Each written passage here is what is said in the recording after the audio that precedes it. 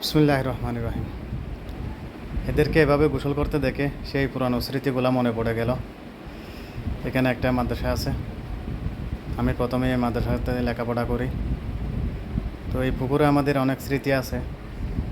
অনেকবার গোসল করছি এই পুকুরে, অনেকবার উজু করছি। এখানে মসজিদ আছে, আমাদের গুরুস্থান, সব কিছু কিন্তু এখানে। তো এই মসজিদে আমরা নামাজ আদায় করতাম। তো ইভেন এখন প্রতি জুমাবার ওখানে গিয়ে জুমার নামাজটা আদায় করি গ্রামে।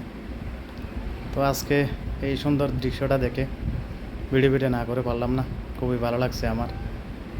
গ্রামের এই যে সহজ সরল মানুষগুলা একসাথে মিলেমিশে একাকার হয়ে গোসল করতেছে, ছোট বড় বৃদ্ধ সবাই একসাথে এখানে। খুবই সুন্দরময় পরিবেশ, দেখার মতো।